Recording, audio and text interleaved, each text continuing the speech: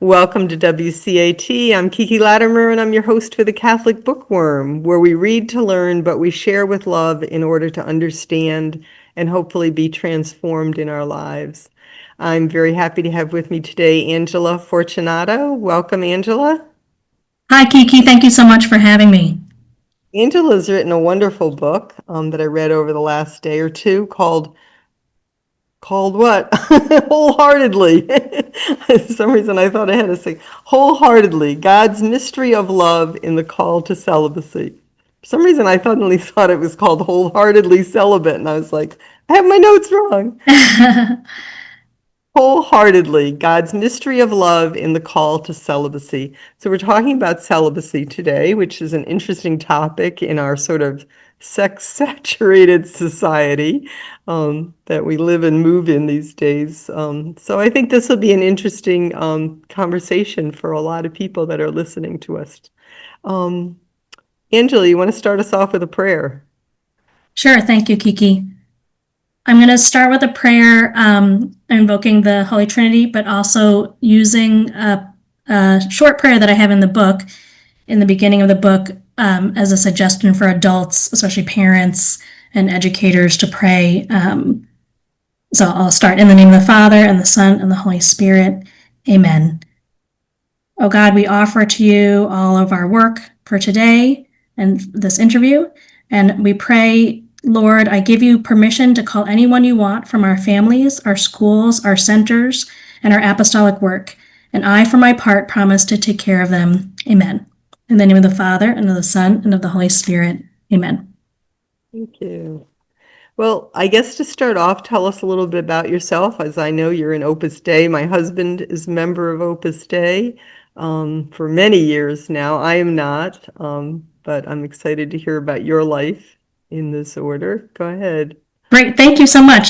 So, this organization in this church called Opus Dei is one that I've been in for 30 years now. So the book is actually a kind of a gratitude, a thanksgiving for these years that I've been able to serve the church in this way, but also to get to know so many wonderful, wonderful people, including many of the older women who have lived apostolic celibacy. So for myself, I, similar to you, my father is a supernumerary member of Opus Dei. He has since, both of my parents have since died. And then my mother was not a member of Opus Dei. She's what's called a cooperator, someone who does not necessarily have the vocation to join the work because it is a divine vocation, but someone who supports it and prays for it, which she did. And I myself am a numerary member of Opus Dei, which is one of the celibate members of Opus Dei.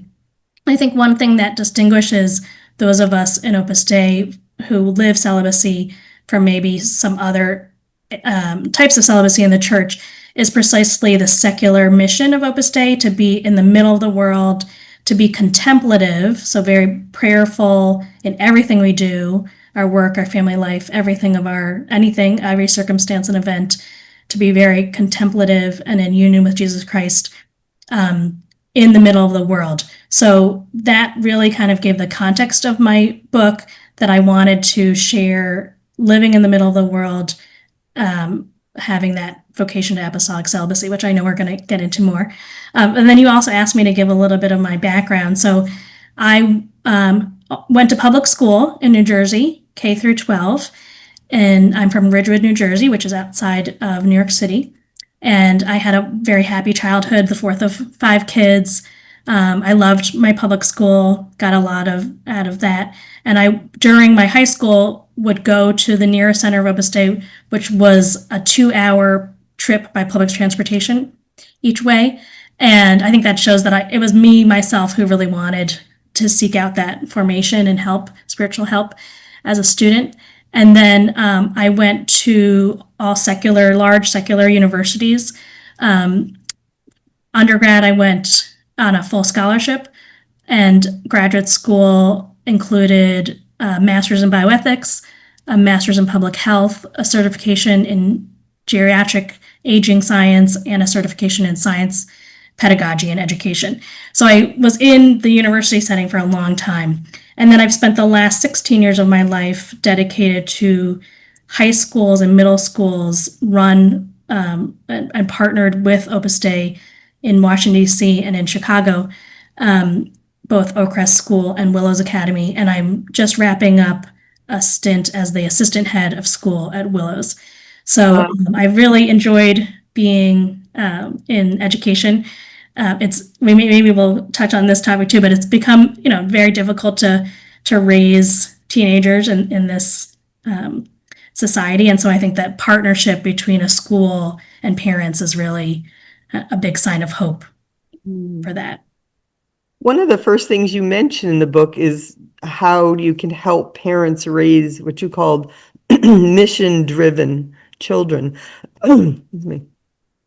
What do you mean by that? Mission-driven. Mission-driven children. Yeah, so that's become one of the main topics as I have gone on my book tour, because I largely wrote the book for a parent audience, parents, grandparents, educators, to be open to and to really be excited about any vocations to celibacy in their families and in their apostolic works.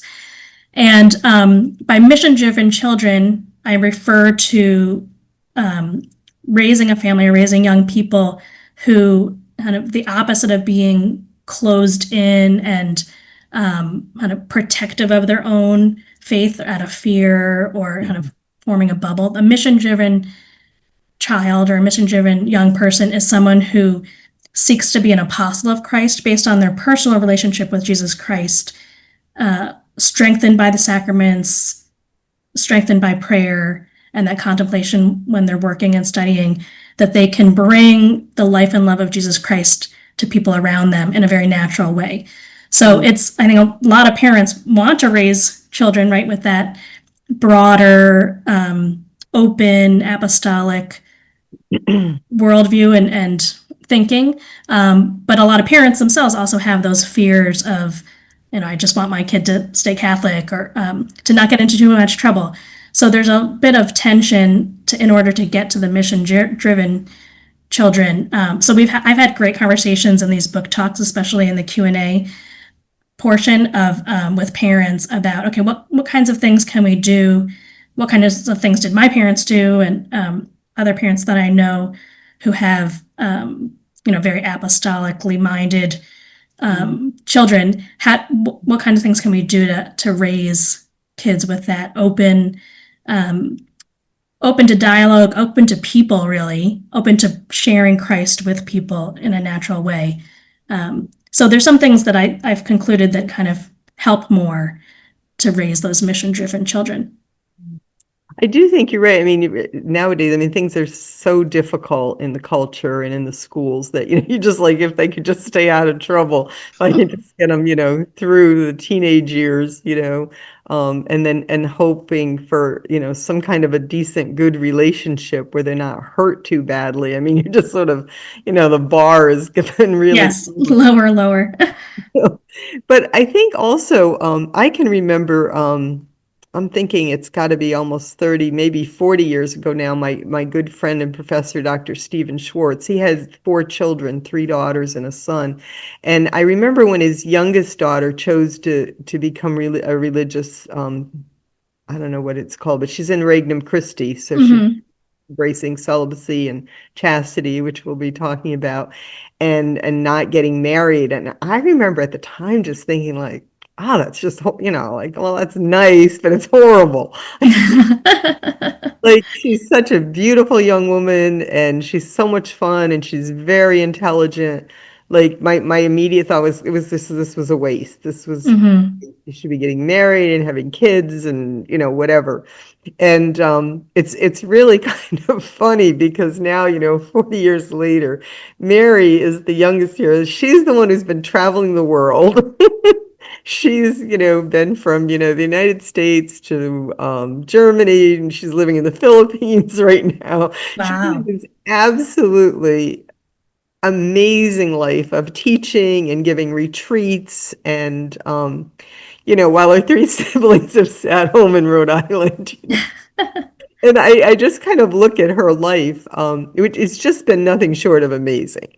And I just look back at my original attitude that this was like she was going into a closet, and never to be seen again.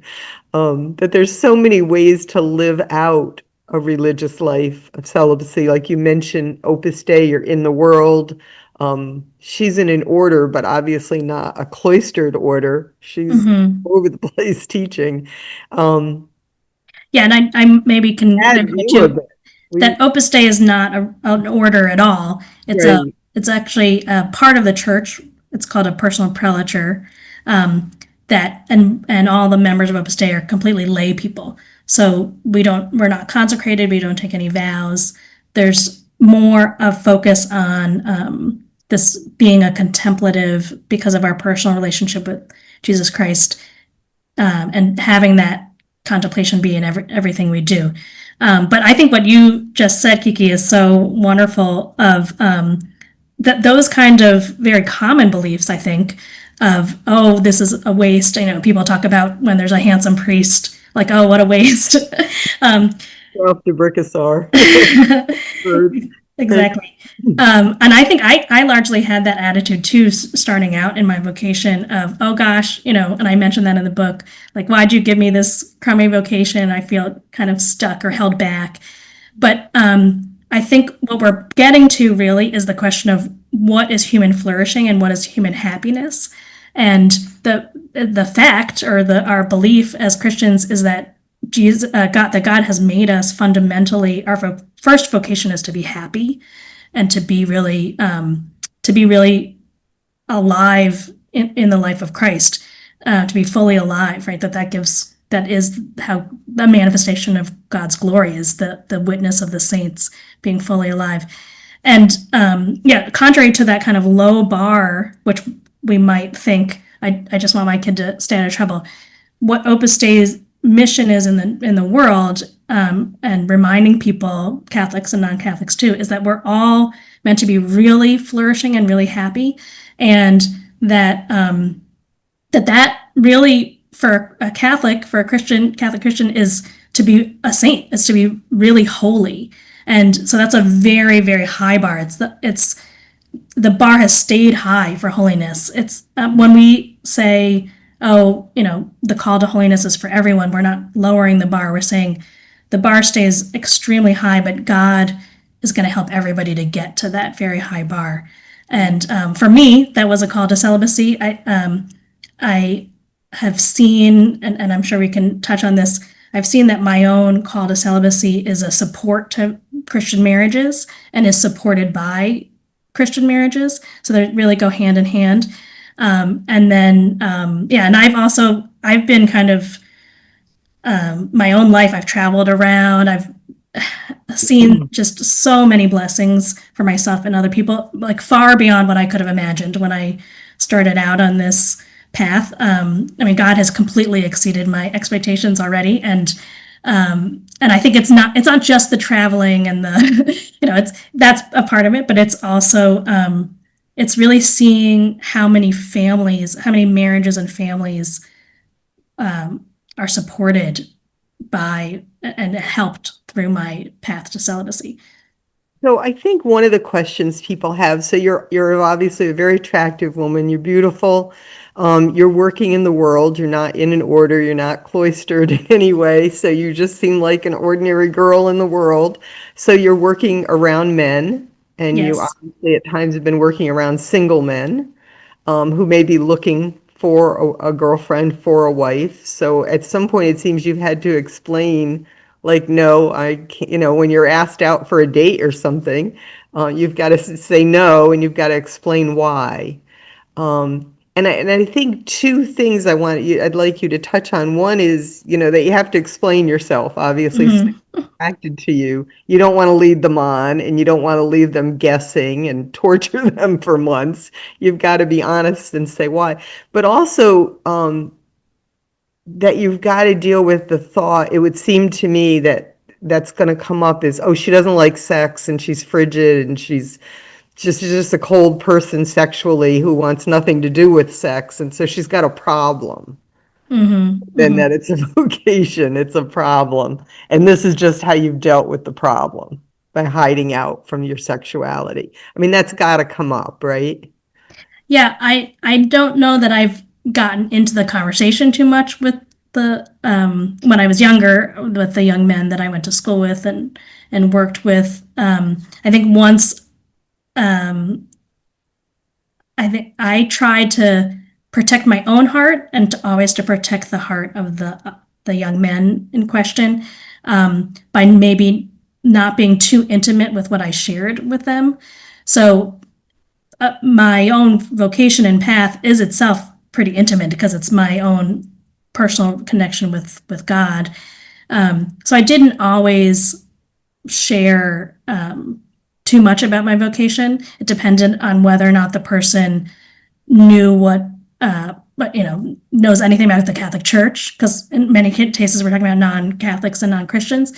If they know anything about trying to live chastity, because if they don't, then this is just kind of opening a can of worms, and maybe the more important conversation was about marriage and chastity. Or if they don't know anything about Opus Dei, me saying that I'm a numerary just doesn't mean anything.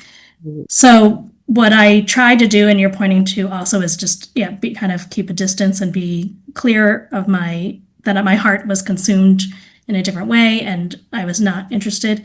But I also had to process my own, when I was actually interested, then I have to deal with that too, and pray through it. Everything that's come up in my life. I mean, if I was very sincere with God and brought it to my prayer and processed things with my prayer, it always went fine. So that's kind of my answer to those quandaries. Which a lot of what we're talking about was when I was a teenager and in my 20s. And I do get to now I'm in my late 40s, almost 50.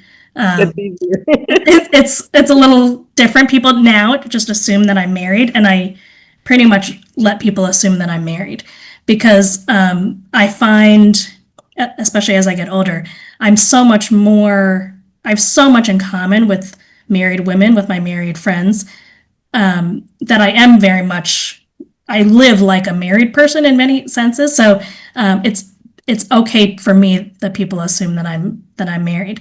A wedding ring? Say again? You wear a wedding ring.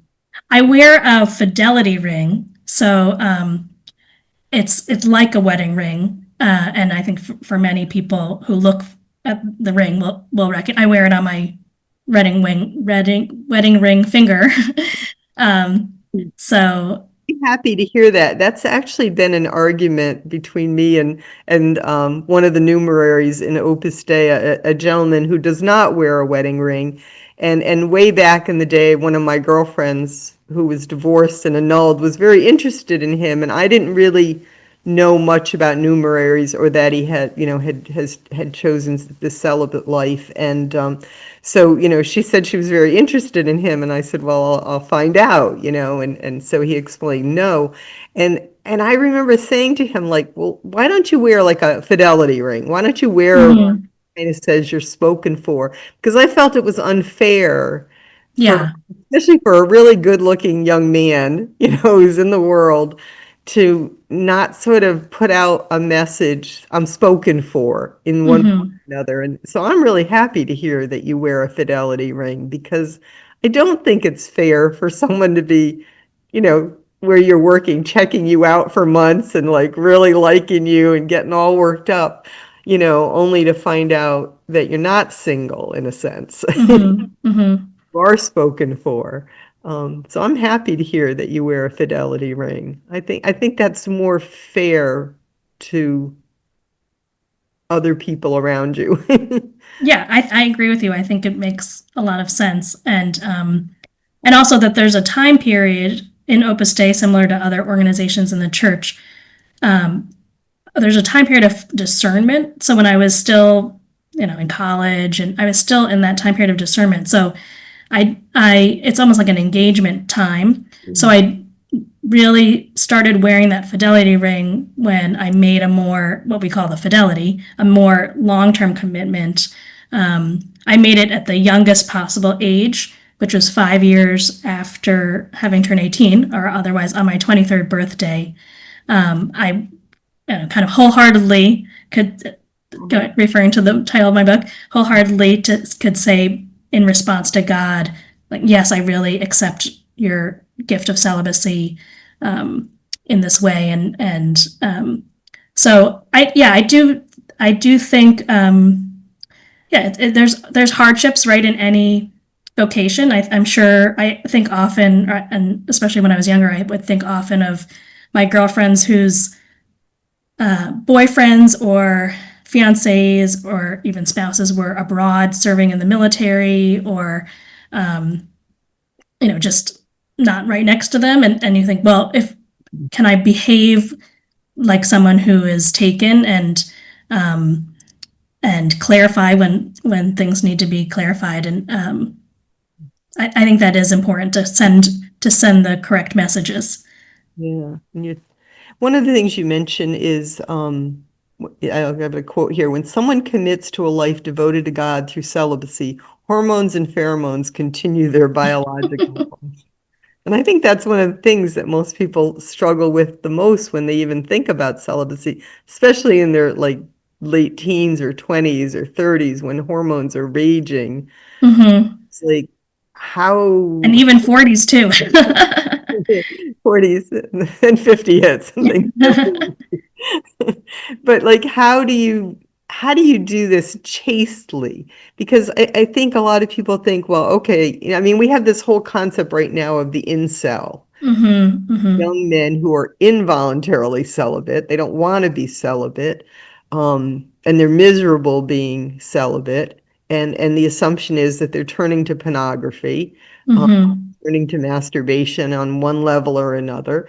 And that okay, you can choose celibacy, but then you're just doing it by yourself. I mean, Yeah. that's what people think. And so the question then becomes like, that obviously that's not what you're talking about. So how does one go about embracing celibacy with chastity? Like the true wholeheartedly, Yeah. I'm so glad you asked that question. I think it is very much um, one of the main kind of hurdles that I'm finding in people's mentality about celibacy. And you mentioned it earlier, Kiki, that we live in this sexually saturated culture. And the assumption, you hear it all the time, the assumption is in order to be fulfilled, in order to even just be physically healthy, you have to be sexually active. And I heard recently an interview or a little speech with Ariana Grande where she was saying that all girls grow up dreaming of being in Wicked, and then she stopped and said, actually, well, first they dream of losing their virginity, then they dream of being in Wicked. Ha ha.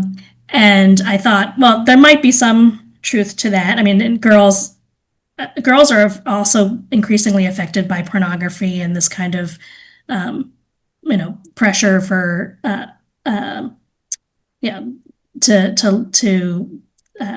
to live in a very promiscuous way, even with themselves or with other girls. There's all sorts of pressure, these temporary lesbian relationships or masturbation for girls. I have encountered that too, kind of an assumption that when people hear about celibacy from me, they assume, oh, I'm somehow anti-men, or I've had some kind of traumatic experience with a man. And as you said, none of that is true. I really see that celibacy, as you said, in the church, celibacy is connected and rooted in that virtue of chastity. It's one way of living chastity, just as actually there's ways of living chastity in marriage, right?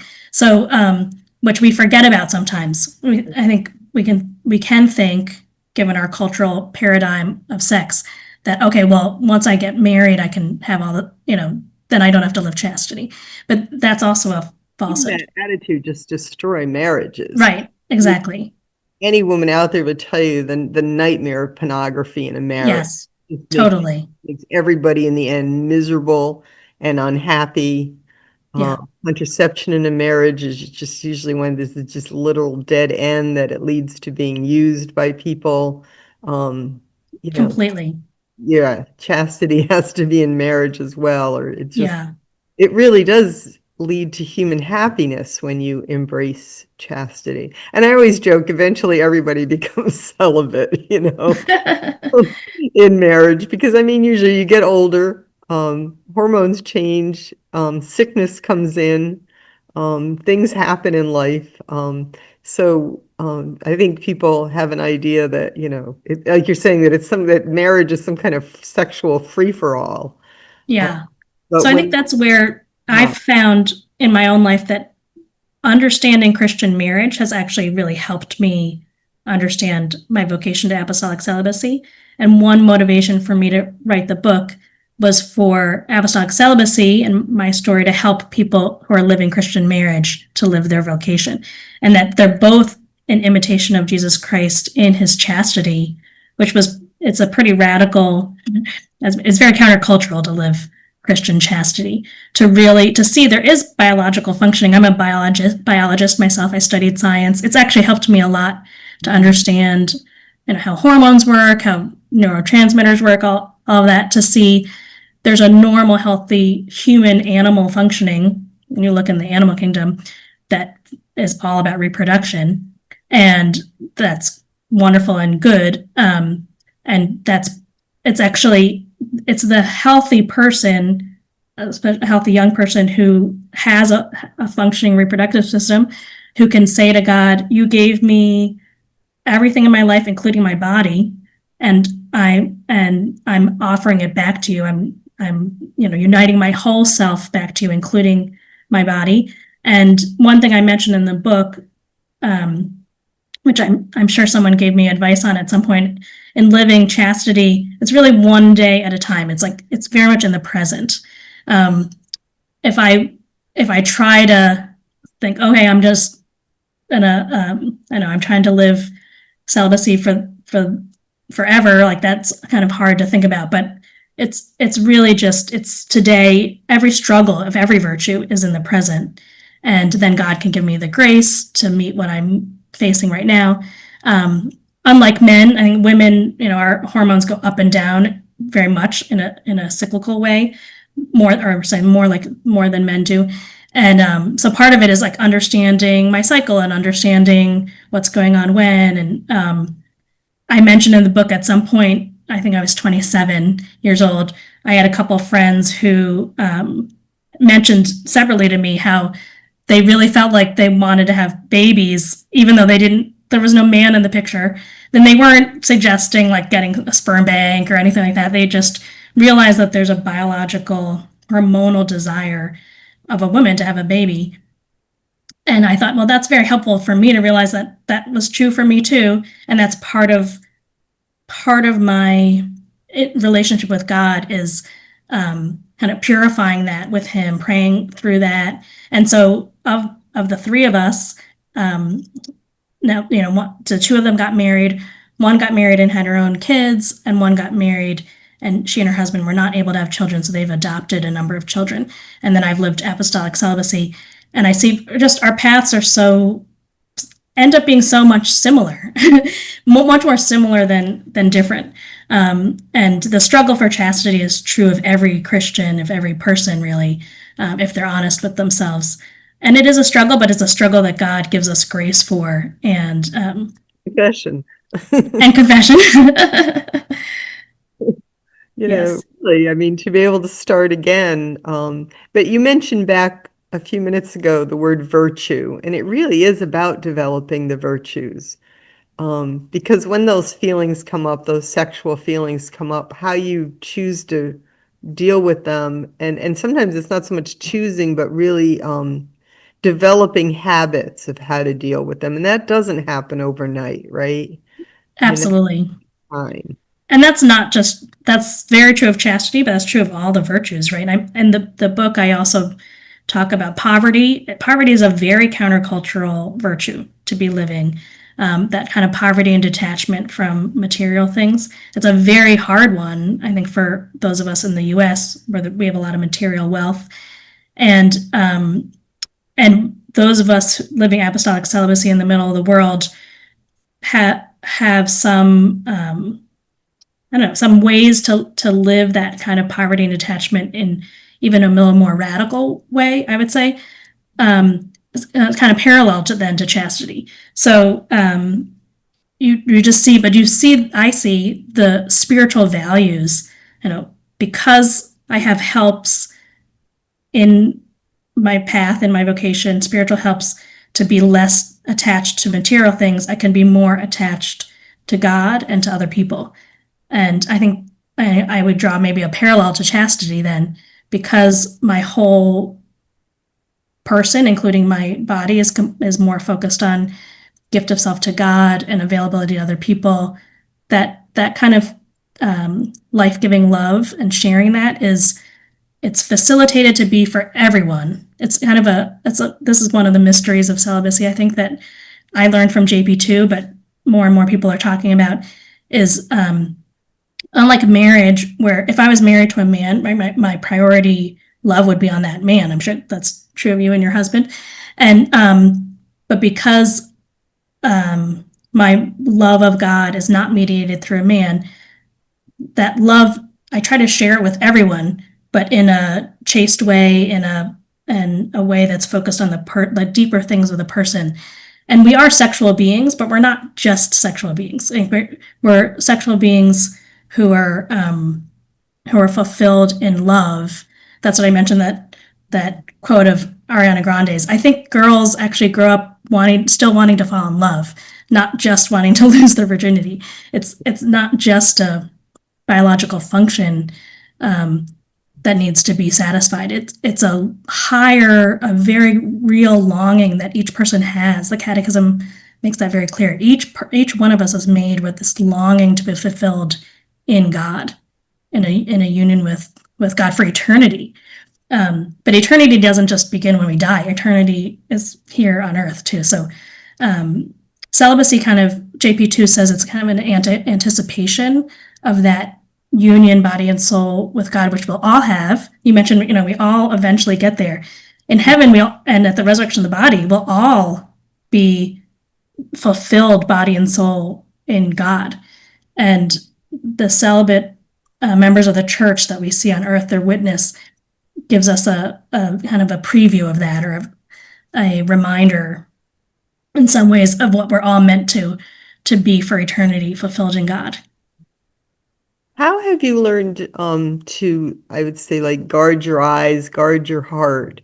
Because I mean, obviously, there had to have been time where you'd see somebody who, in some way or another, catches your eye, a gentleman who catches your eye.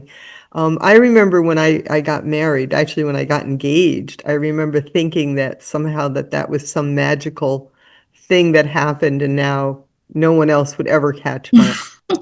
And for me, that in my life, that's been an extreme struggle. I didn't grow up Catholic. I didn't grow up with those virtues. I've really had to work at them in some difficult times, to say the least. But that there's a guarding of your heart that obviously has to take place, because, I mean, in the wedding vows, we say, forsaking all others. Mm-hmm. I remember thinking, well, there are no others, but then the others show up. And I got married young. I was 19 and Jim was 20 when we got married. So we were going through Wow. college together. It was extremely difficult times in my life, because I just thought that marriage just instilled, just getting married, having a wedding instilled those virtues in you, and you were set, good to go. And but obviously we're not good to go. We still have, and of course Satan's out to get us too. He hates marriage. He hates sex. Absolutely. So he's going to make it as miserable for you as he possibly can. So how do you guard your heart, your eyes, your life? That you've made this Yeah. commitment. This is what you believe with all your heart that God has called you to. But along comes somebody who, just like as you're in your life, you bump into somebody.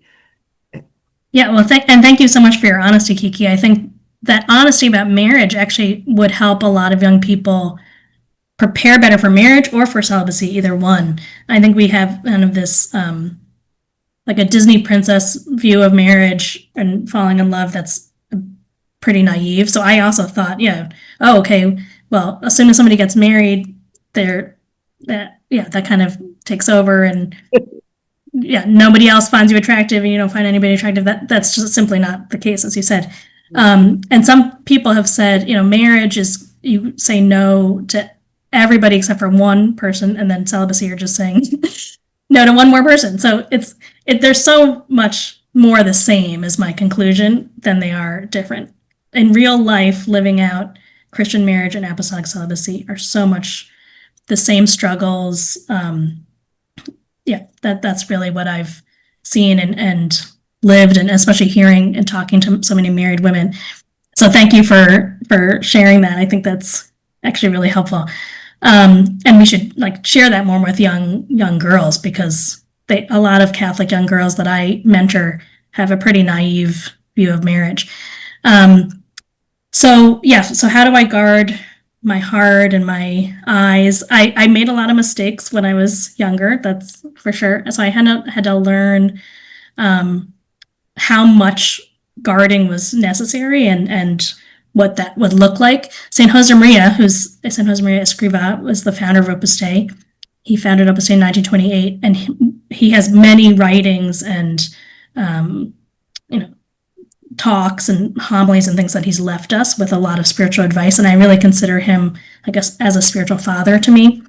And one of the advices he gives is to have 7 locks of your heart. And he gives that advice not just to celibate people, but to anyone, to having so many locks on your heart that their heart can be protected for God and for that spouse, if that's your path.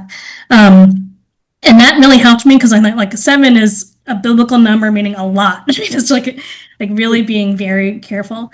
And when I was a teenager, so I was still pretty young when I was a teenager and in college, as I mentioned, I made some mistakes and realized, okay, if I spend a lot of time with a guy, eventually this could be a problem. If I get to know somebody too intimately and too well as a friend, friendship is a natural basis for a romance. So I learned to be more careful about the amount of time and energy I would spend getting to know my male classmates. And so that was kind of one area of a lock of my heart, I think, of just focusing more on my girl friendships and being a good colleague and a good classmate to my male classmates, but not being an intimate friend so much, because friendship is a natural basis for romance. That was one area. And then you said guarding your eyes. I mean, it's physically guarding your eyes, learning to not look at too much. I mean, I grew up watching a lot of TV in our house. We grew up watching a lot of TV, movies. There were sex scenes. There were things that, were not helpful for my imagination and for my, how I saw men. And so kind of being much more careful about what I was watching on any kind of screen. That was an important lock for my heart, so that I could really see, and I asked God for this grace, that I could see the young men around me with the eyes of Christ, and not with kind of this, a very interested, I don't know, eyes, I guess. Reminds me, my husband and I were in a restaurant at the casino one night. This was, oh goodness, 15 years ago, and it was late. I think we'd gone to the spa, and we weren't staying at the casino, but we're very close. We live close to it, like a half hour or so. And so we decided, let's have a glass of wine before we go home. And so we went into this sort of lounge in the casino, and this extremely scantily clad young woman, she's probably about 20, came over to the table, and she's got a bustier on and the boobs pushed up, and she's got fishnet stockings. And it was like, oh my good God, Lord help us. And my husband, we ordered our drinks, and, he's just panting by the time she leaves the table. Poor man. Good Lord. And then he turns and he's like, how old is she? And I said, she's probably a college student, who's just, this is their way to make money to get, buy her books, and he was like, well, like, let's get out of here kind of thing. But when she came back to the table, I said to her, to see if we wanted another drink, I said, so do you go to college?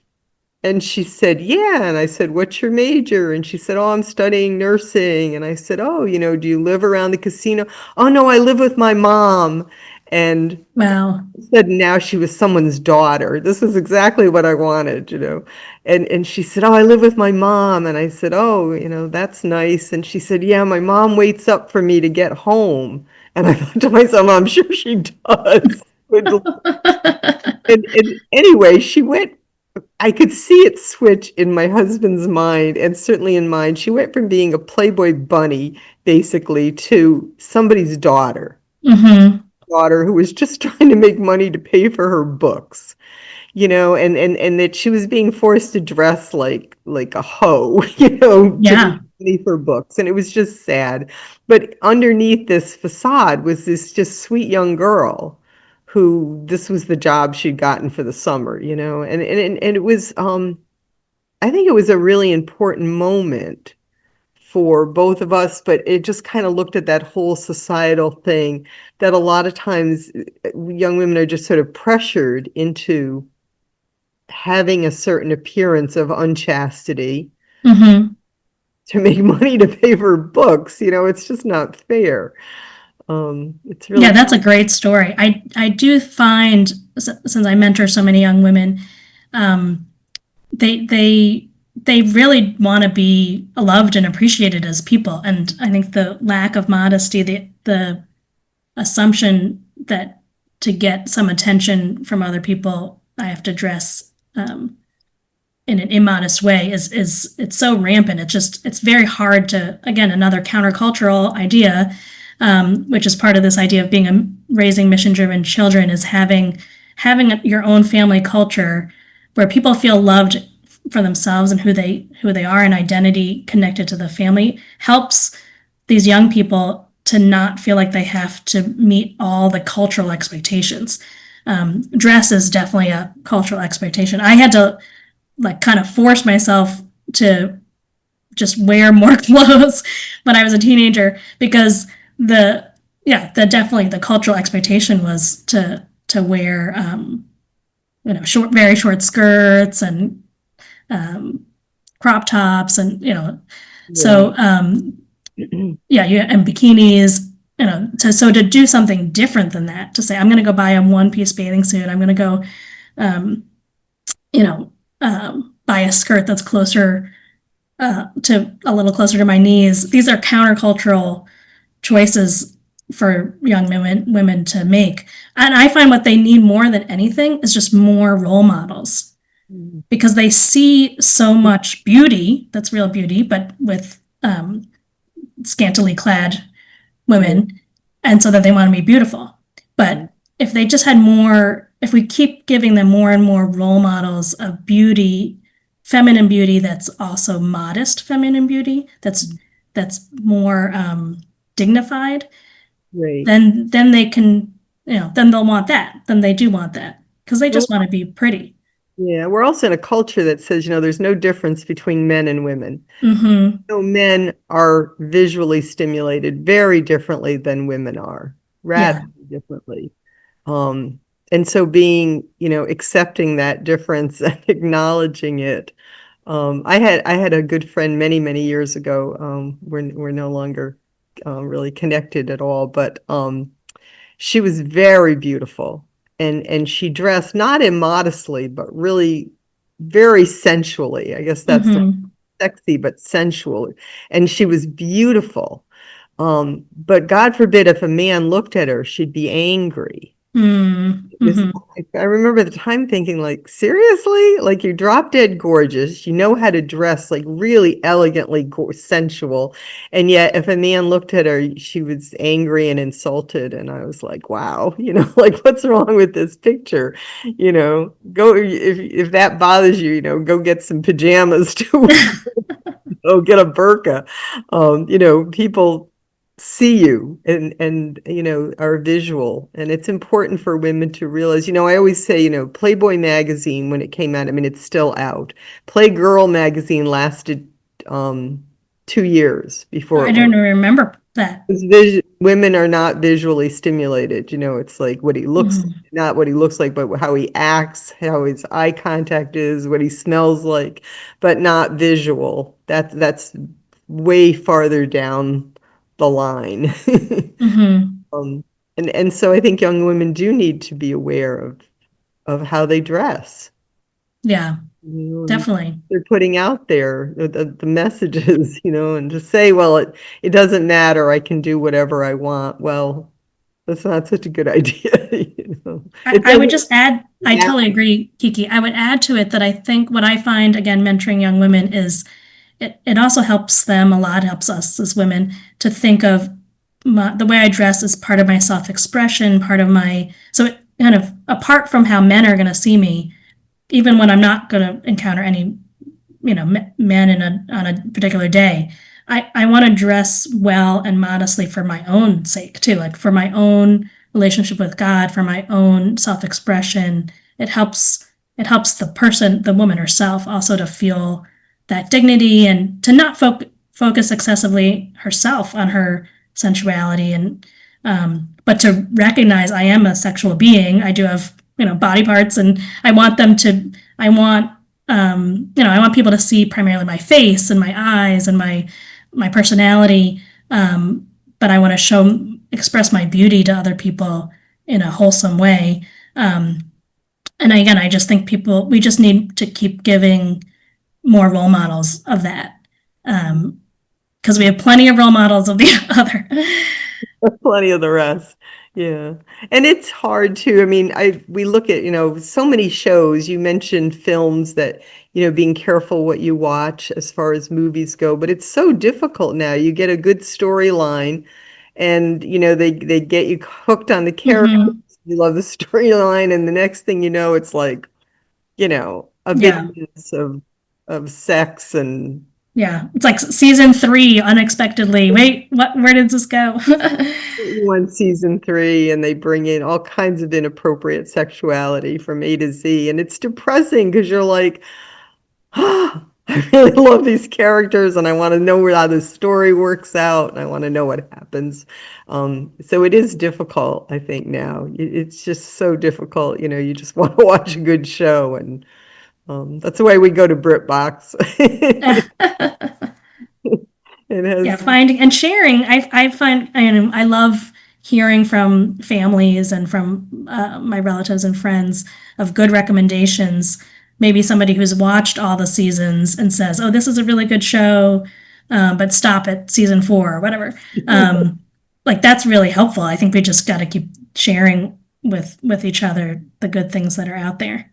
I mean, that's one of the reasons I do the bookworm, the Catholic bookworm here, is to get good books out to people and recommendations for things. And I do occasionally get a book and I'm reading it and I've got an interview scheduled, and it's like I get to page 50 and it's like, oh, good Lord. Like, Oh gosh. and I have to send an email saying, I'm sorry, but I really can't interview you for your book because, on page 50, you went off the rails, on something or another, usually to do with sexuality. And Hmm. yeah, I have to cancel the interview because, like, no, that's not happening. But there's so much in your book. It's a really sweet little book. I don't know if we can see the cover here. It's always, there we Yeah, I go. have mine too. It's It's a very short book. You mentioned you read it in just a couple of days, so I would just encourage people. It's purposely short.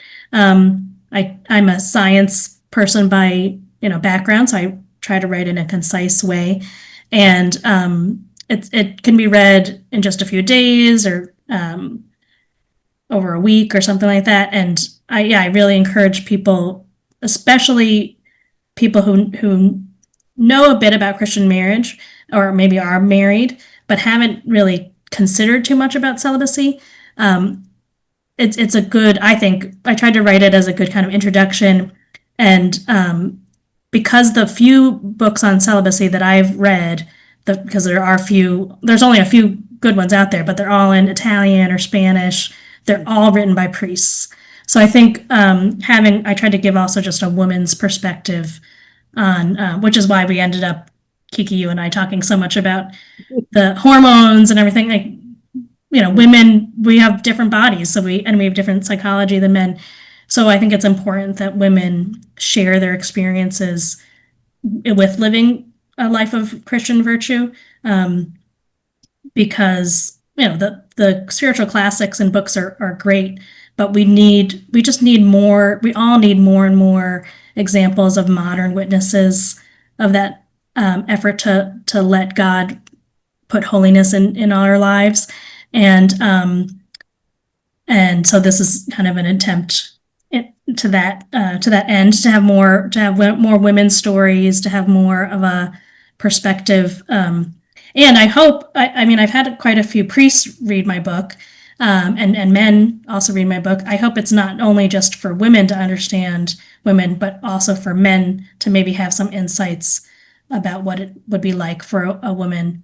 And just to appreciate and to really pray. I'm so glad we started with a prayer, and that prayer is part of your show, because my big kind of message as I've gone on this book tour is to have, I call it upgrading the app. And the new app is just all people praying, to get more and more people to pray. I find a lot of parents and grandparents are open to these calls in their families. And a lot of young people are open. They don't know kind of where to go with it, or they're fearful about vocation in general. So my main kind of message out there is, let's get all people praying. Let's just get everybody praying in a way that gives God permission to call who he wants. He's the one in charge. He knows what the world needs. He knows that right now we're in a societal culture where there's fewer and fewer marriages, fewer and fewer people having kids or having more than one kid. and so it's not a surprise, fewer people committing to apostolic celibacy.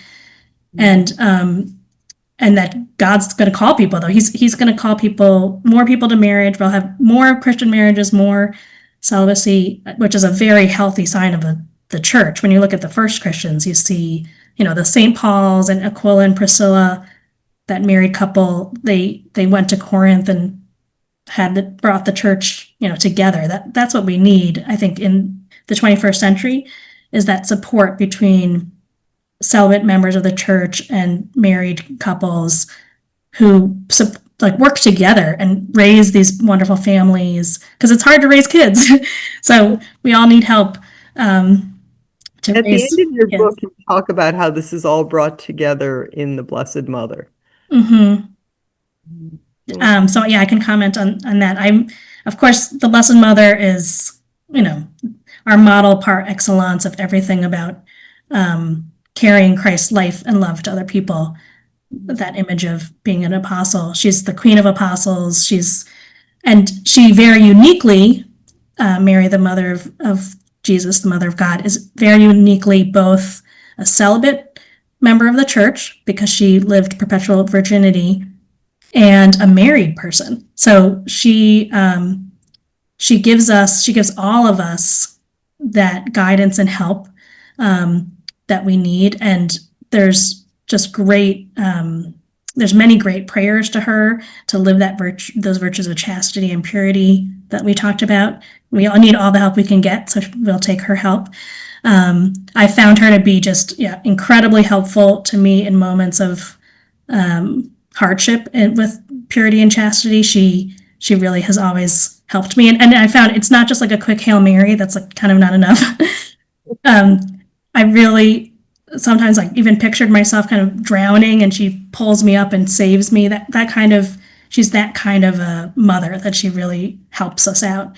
So I have in the book some of these prayer poems that I've written myself, and one is to Mary, and that's having her kind of take me by the hand and lead me into the intimacy of the Holy Trinity, which is the mystery of mysteries of our faith, and that she's the one who guides us and helps us when we need that help. Beautiful. Wholeheartedly, God's mystery of love in the call to celibacy. You've just written just a really precious little book, and with a lot of information you've packed into a very short space. It's wonderful.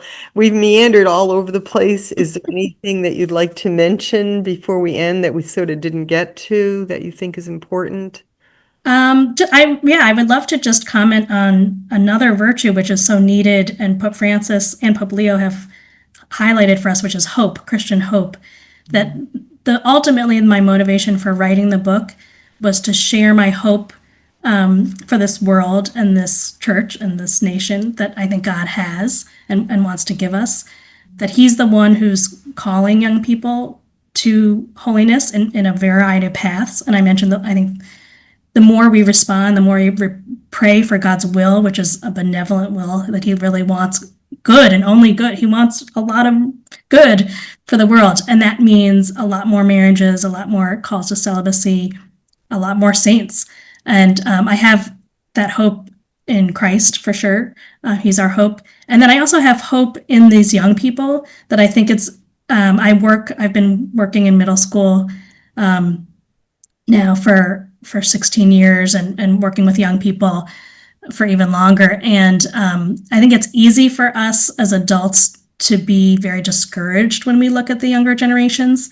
Generation Alpha is a different generation. That's why they get a Greek alphabet. There's differences about them, but they're wonderful, and they already are apostles to their peers. And that's another experience of hope that I want to share with your listeners, that we can really pray a lot for these young people because they are effective apostles to their peers, and to let them, we should even pray even more that they can do that, because they're going to have to reach, the members of their generations that don't know anything about God and anything about Christ and anything about chastity and anything about virtue and temperance and all these things. And I think, God's going to help them to do that. And that's very hopeful.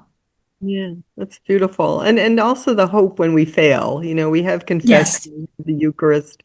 We all fail and fall short of the glory of God. And to just not lose hope, to, pick yourself up by the grace, not by your own bootstraps, but with grace. And just, like you said, it's every day. You just try again tomorrow. You try again. You wake up this morning and you try again. And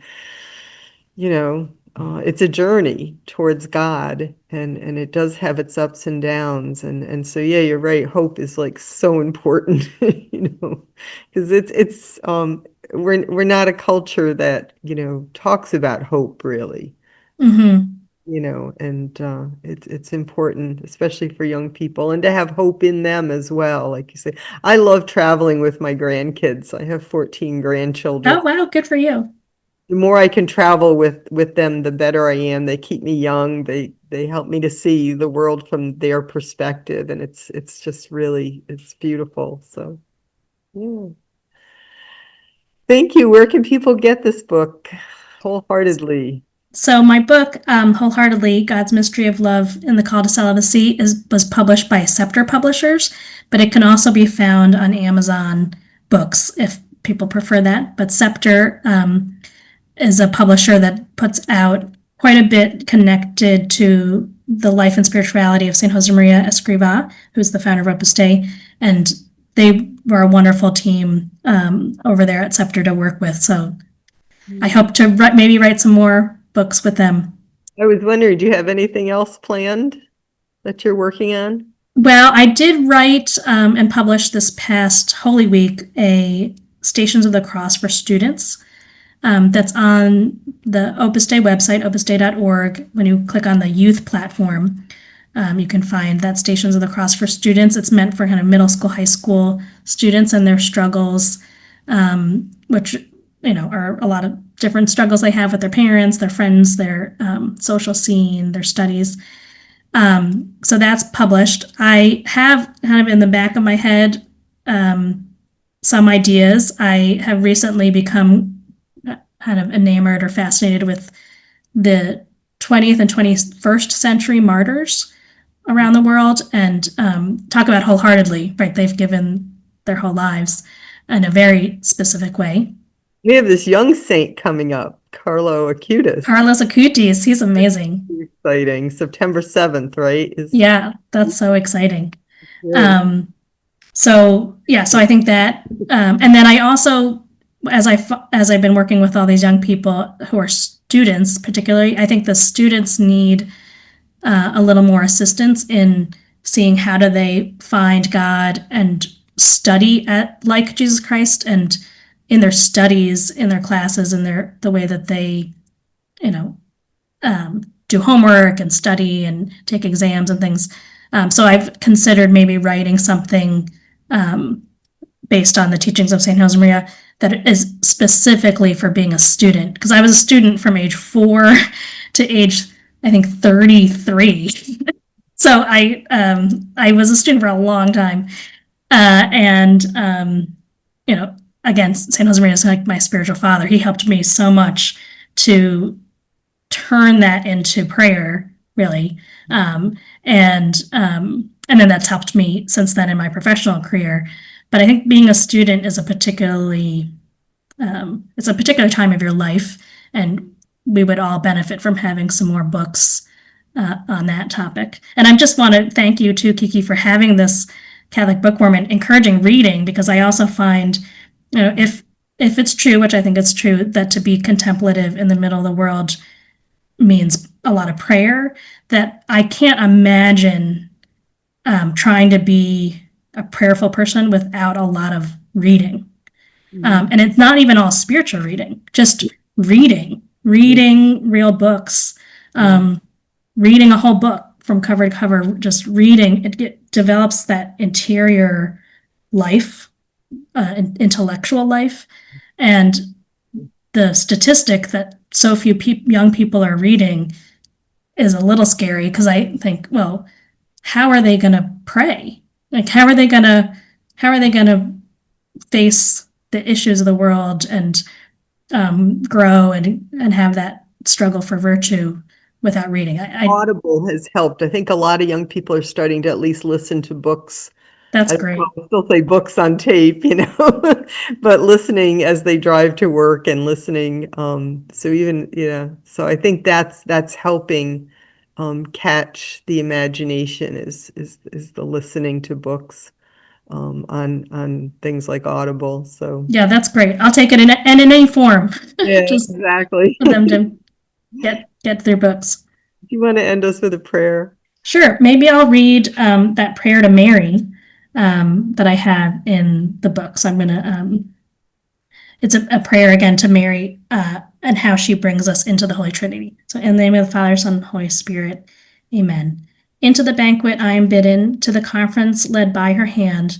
To his intimacies I have no right, but as his daughter I just might catch a phrase that he has spoken, hear of a promise never broken, know of his love that fills the room, love in his knowing now and soon. My little soul cannot contain, nor comprehend my little brain, but when he dwells inside of me, taken up I seem to be. Into the banquet I am bidden, to the conference led by her hand, though so much still lies from me hidden, now I cannot but understand. So we'll pray to Mary for all of your great work. Thank you. Beautiful. This has been delightful. Thank you so much. For me too, I've really enjoyed it. Thanks, Kiki. And when you get that next thing written, get in touch, please. Okay, will do. All right. God bless.